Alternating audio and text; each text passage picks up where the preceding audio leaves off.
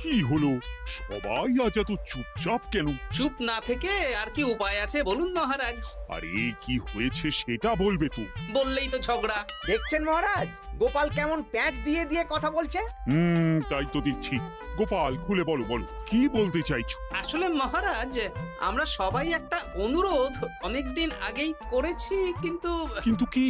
কিন্তু মন্ত্রী মশাইয়ের বিরোধের কথা শুনে আপনি আমাদের অনুরোধ রাখেননি। কোথায় কি পান্তা ভাতে ঘি, হ্যাঁ, আমাকে জড়িয়ে দিল। আরে কি হয়েছে বলো, অত ভনিতা করো না। আমাদের বেতন বাড়াতে হবে মহারাজ।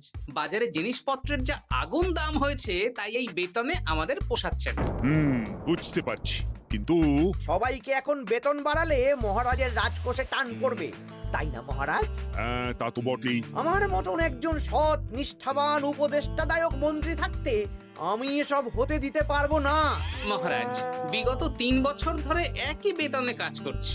নুন আনতে তো পান্তা ফুরিয়ে যাচ্ছে মহারাজ। বাড়িতে গিন্নিকে কোনো হাত খরচ দিতে পারি না বলে কত কথা শুনতে হয় জানেন মহারাজ। রাজসভায় ভাষণ না দিয়ে বাড়িতে গিন্নিকে শাসন করো। আমি আজকাল আমার গিন্নিকে যা শাসন করি না, আমার ওপরে ও টু শব্দটাও করতে পারে না। তাহলে কি দাঁড়ালো? তোমাদের বেতন এখন বাড়ানো হচ্ছে না।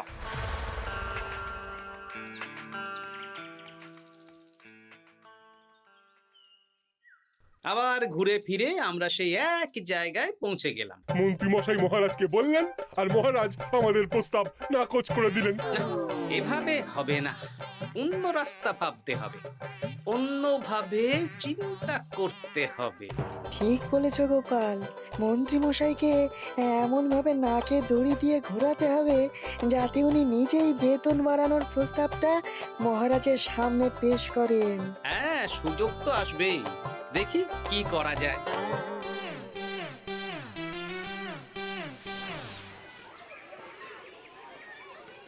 সারাদিন তোদের খেলাধুলো চলছে। আরে পড়াশোনা ভুলে গেছিস নাকি? হ্যাঁ, বেশি পড়াশোনা করে কি হবে দাদু? বুদ্ধিমান হবি, পরে ভালো চাকরি করবি, ব্যবসা করবি, আনন্দে খুশিতে দিন কাটাবি। এখন তো আমরা আনন্দেই আছি দাদু। চুপ! শোন, আমরা একটা কাজ করে দিতে পারবি? কি কাজ বলো দাদু? তোরা ফাঁকতালে মন্ত্রী মশাইয়ের উপরে নজর রাখবি। উনি ওনার গিন্নির উপর কিভাবে শাসন করেন সেটা এসে আমাকে জানাবে। আচ্ছা দাদু।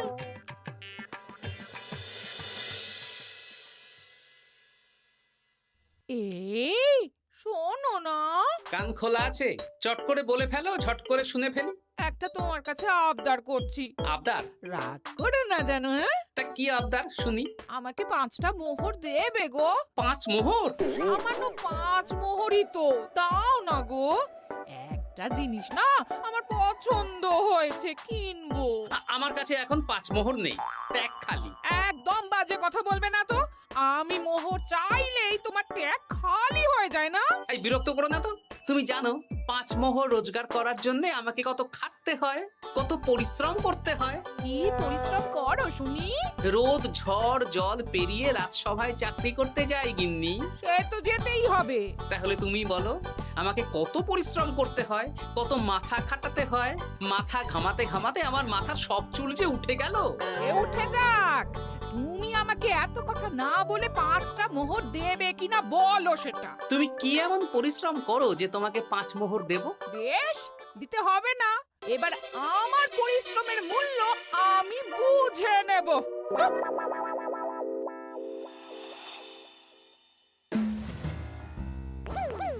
এই এই শোনো না শোনো না, আজকে বেলার দিকে বাজারে গেছিলাম। আমার না একটা জামদানি শাড়ি খুব খুব পছন্দ হয়েছে। আমাকে ওটা কিনে দাও না গো। মাসের শেষে আমার আমদানি তো আর বাড়েনি যে তোমাকে জামদানি কিনে দেব। যেগুলো আছে সেগুলো পড়ো। এরকম করে বলছো কেন? আর কি রকম করে বলবো, সব সময় তোমার বায়না আমার সয় না। ফের যদি বায়না করতে দেখেছি তো তোমাকে বাপের বাড়ি দিয়ে আসবো। এই, তুমি আমাকে কি কথা বললে? তুমি আমার সাথে এরকম ব্যবহার করছো? হ্যাঁ, করছি, করতে বাধ্য হচ্ছি। অর্থ তো আর গাছে ফলে না, অনেক কষ্ট করে রোজগার করতে হয়।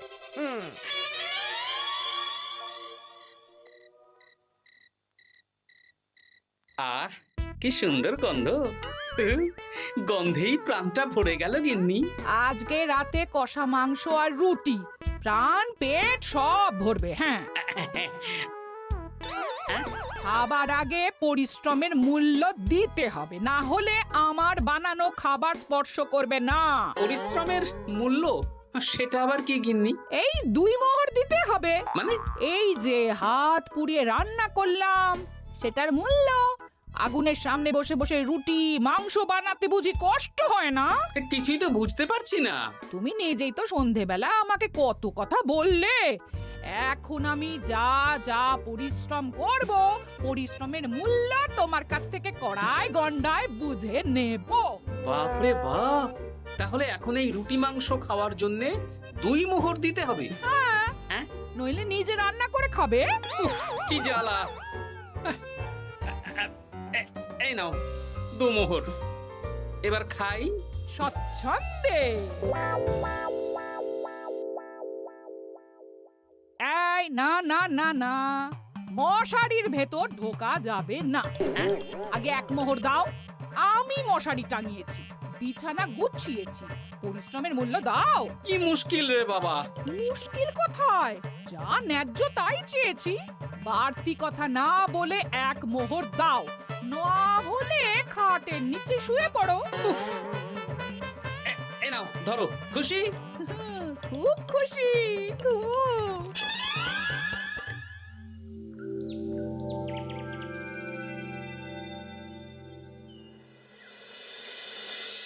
ফতুয়াটা কোথায় গেল? ফতুয়া। আরে ও গিন্নি, এই না তোমার ফতুয়া। আমি কেচে মার দিয়ে শুকিয়ে রেখেছি। এটা পরে রাজসভায় যাও। ও, এই তো চাই। আমারও চাই। তোমার আবার কি চাই? 2 মোহর, পরিশ্রমের মূল্য দিলে দাও, না হলে খালি গায়ে রাজসভায় যাও। হ্যাঁ। উফ, কি জ্বালা। জ্বালা কিসের? আমি তো আমার পরিশ্রমের মূল্য চাইছি। হ্যাঁ, এই নাও ধরো।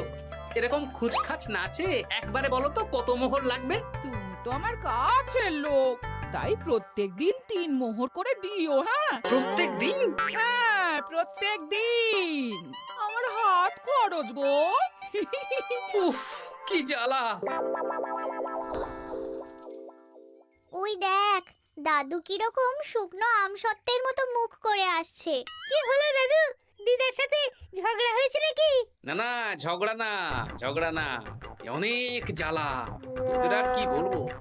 যাই হোক, ওই মন্ত্রী মশাইয়ের খোঁজ নিয়েছিলে? হ্যাঁ দাদু, গতকাল সন্ধ্যাবেলা মন্ত্রী মশাই শাসন দেখে এলাম, ভাষণ শুনে এলাম। কিরকম? গতকাল সন্ধ্যাবেলা আমার না একটু জামদানি শাড়ি খুব খুব পছন্দ হয়েছে।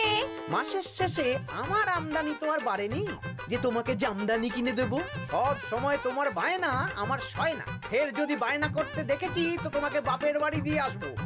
আচ্ছা, এই ব্যাপার।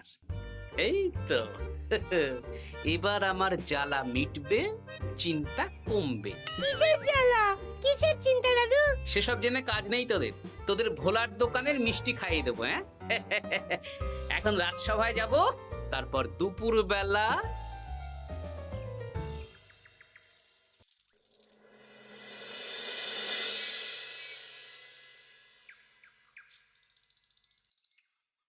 কেমন আছেন মা ঠাকুরুন? কেমন শব্দ থেকে মা বাদ দিয়ে জিজ্ঞেস করো। ম বাদ দেব মানে?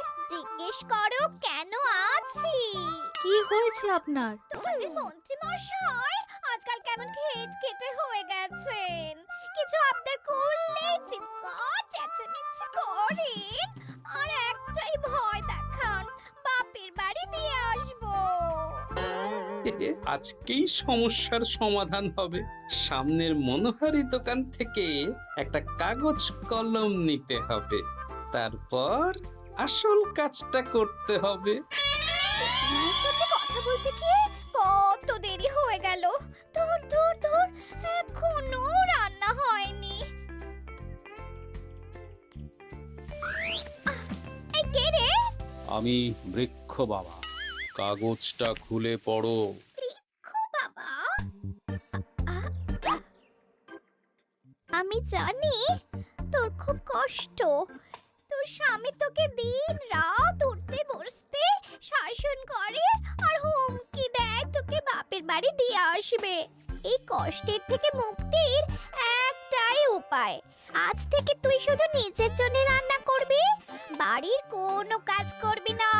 আর তোর কর্তাকে বলবি বাড়ির কাজ করাতে হলে প্রত্যেক দিন 10 মোহর করে হাত খরচ দিতে হবে। পরিশ্রমের মূল্য 10 মোহর।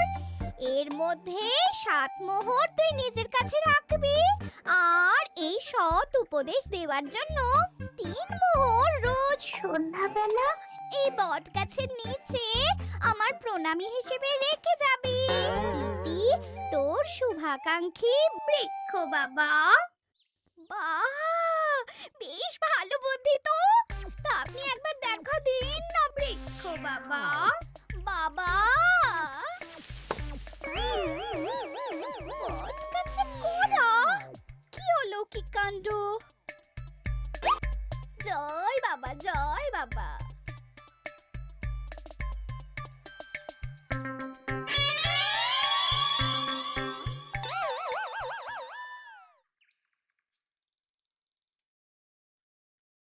আরে গিন্নি, তুমি একা একা খেতে বসে পড়েছো? হ্যাঁ, খিদে পেয়েছিল তাই খেতে বসে পড়লাম। আরে আমাকে ভাত বেড়ে দেবে তো নাকি? তোমার খাবার তুমি রান্না করে নাও, আমি নিজের মতন রান্না করেছি, নিজে খাচ্ছি। এই ছেড়েছে, আমি রান্না করতে পারি নাকি? রান্না করতে পরিশ্রম লাগে, তাই আগে পরিশ্রমের মূল্য দাও। প্রত্যেক দিন 10 মোহর, তারপর রান্না করব, ঘরের কাজ করব।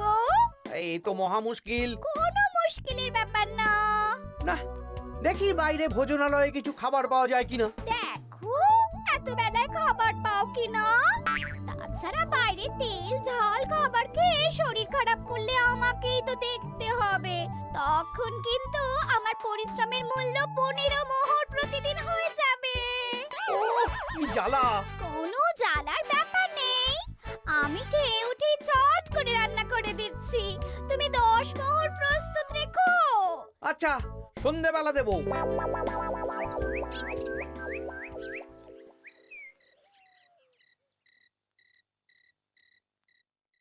এই নাও সন্ধেবেলার তেলে ভাজা মুড়ি। এই নাও আজকের হাত খরচ 10 মোহর। বলছি, প্রত্যেকদিন 10 মোহরটা একটু বেশি হয়ে যাচ্ছে না? তবে যাও, বাইরের খাবার খাও, আমি নিজের মতন নিজের কাজ করব। খাবো, দাবো, ঘুমাবো, সংসারের কোনো কাজ করব না। কি জ্বালা!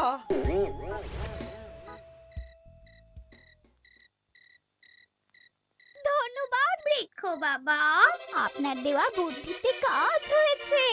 এই যে আপনার প্রণামী 3 মোহর আমি এই বটতলায় রেখে গেলাম। জয় বৃক্ষ বাবা, জয়।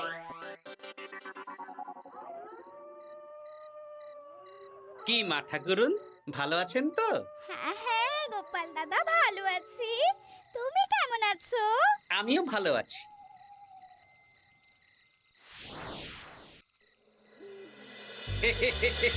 এই তো ওষুধে তার মানে কাজ হয়েছে, 3 মোহর পেয়ে গেলাম।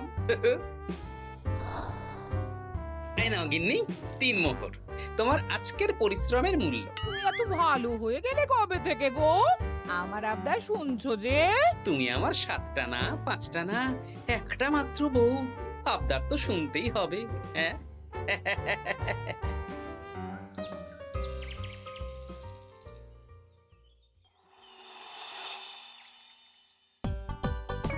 এই নাও, তোমার জন্য ফুলকো ফুলকো লুচি আর আলুর তরকারি বানিয়েছি। রাজসভা থেকে ফেরার সময় বাজার থেকে পাকা কাতলা নিয়ে এসো। বাহ, রাজসভা থেকে ফিরে এসে মাছের ঝোল আর ভাত খাবো। আর বলি, আজকের 10 মোহরটা কি এখন দেবে? ওরে বাবা, আজকেও দিতে হবে? সে তো দিতেই হবে। আমি তো কালকেই বললাম প্রত্যেক দিন 10 মোহর করে দিতে হবে। হ্যাঁ, দিচ্ছি দিচ্ছি।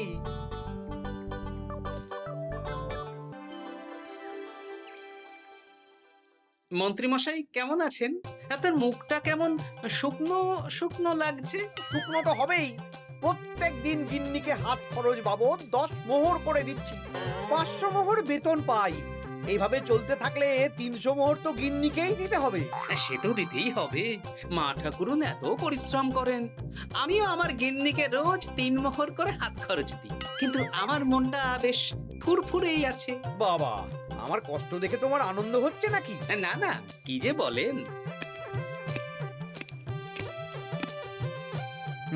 একটু দেরি হয়ে গেল। যাই হোক, আলোচনা শুরু করা যাক।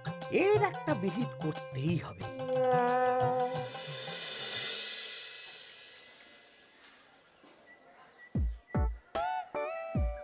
বলি, কাতলা মাছ কত করে দিচ্ছিস রে?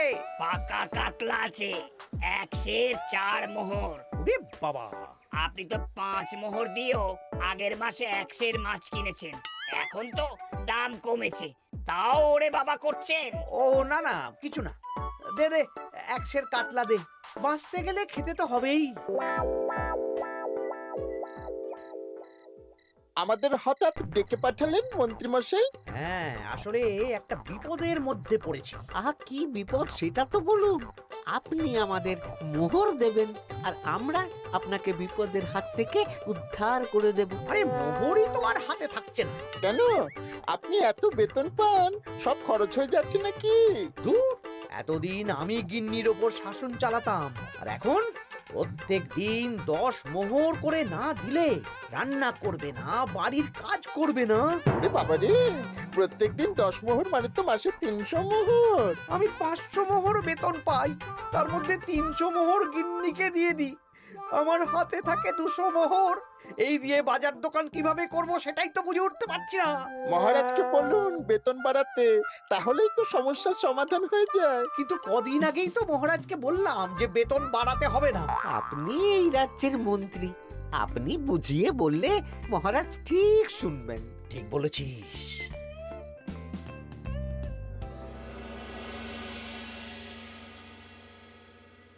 বুঝলে সবাই, আজ আমি মহারাজের কাছে আমাদের সবার বেতন বাড়ানোর প্রসঙ্গ তুলবো। কেন? এই তো আপনি কদিন আগে বললেন বেতন বাড়ানো যাবে না। আরে বাবা, বেতন না বাড়ালে এরপর আমাকে পথে বসতে হবে, বুঝতে পারছো না? বেশ, এতদিনে আপনার সুমতি হলো তাহলে। আর মহারাজ যদি রাজি না হন? তাহলে আমরা সবাই একসাথে আন্দোলন করব। মন্ত্রী মশাই আমাদের পাশে থাকলেই হবে। হ্যাঁ, থাকবো থাকবো। মহারাজ, আমার একটা আর্জি ছিল। কি আর্জি বলো মন্ত্রী? আমি অনেক ভেবে দেখলাম, কয়েকদিন আগে সভাসদেরা ঠিক কথাই বলেছিল। কি ঠিক কথা? মানে বাজারে জিনিসপত্রের দাম বেড়ে দ্বিগুণ হয়েছে, কিন্তু আমাদের বেতন একই রয়েছে। হ্যাঁ, মানছি, কিন্তু হঠাৎ করে আমি বেতন বাড়াতে পারবো না। তুমি নিজেই বলেছো রাজকোষে টান পড়বে, এখন তুমি নিজেই আবার অন্য কথা বলছো। বলতে বাধ্য হচ্ছি মহারাজ, সংসারের খরচ সামলাতে গিয়ে মাথা খারাপ হয়ে যাচ্ছে। আমাদের বেতন বাড়াতে হবে। বাড়াতে হবে, বাড়াতে হবে। হ্যাঁ মহারাজ, এভাবে চলতে পারে না। রাজ্যের রোজগার বাড়ছে, কিন্তু আমাদের বাড়বে না। তাহলে এই রাজসভায় চাকরি করে কি লাভ মহারাজ? মহারাজ, গোপাল মন্ত্রী মশাই ঠিকই বলেছে। মহারাজ, বেতন বাড়িয়ে দিন, নইলে আর পারা যাচ্ছে না। বেশ বেশ, তোমরা এত করে বলছো যখন, তোমাদের সবার বেতন বাড়ানো হবে। আগামী মাসে যা বেতন পাবে তোমরা, তা বর্ধিত হারেই পাবে। কি সবাই খুশি তো? খুব খুশি। ধন্যবাদ মন্ত্রী মশাই। ঠিক আছে ঠিক আছে। আরে ধন্যবাদ আমাকে দাও বিজ্ঞানী, আমার জন্যই তো বেতন বাড়লো। মলো যা। আরে আমি তো মহারাজকে বললাম বেতন বাড়ানোর কথা। আপনি তো নিজের মন থেকে এমনি এমনি বলেননি, মানে আমি আপনাকে বলিয়েছি মন্ত্রী মশাই। এই, তুমি আবার কখন বলালে? এই যে রোজ আপনার 10 মোহর করে খরচ হয় গিন্নিমার হাত খরচ বাবদ, সেটা তো আমার বুদ্ধিতেই। আরে কি বলছোটা কি? ঠিকই বলছি। কিছুদিন আগে একটা বট গাছের নিচ দিয়ে আপনার গিন্নি যাচ্ছিলেন।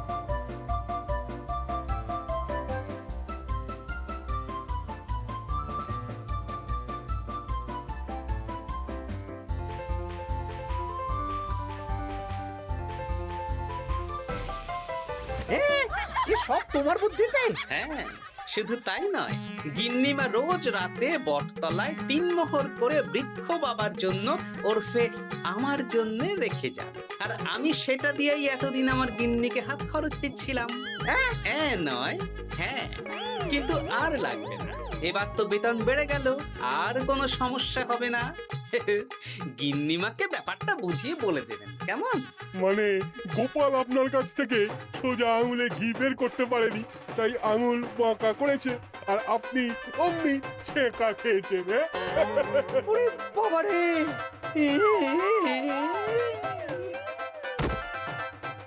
এই তোলো তোলো, মন্ত্রী মশাইকে তোলো। যা ছ্যাঁকা খেয়েছেন, এখন কদিন আর ওনার জ্ঞান ফিরবে না। ওই তো চিকিৎসা শুরু করো।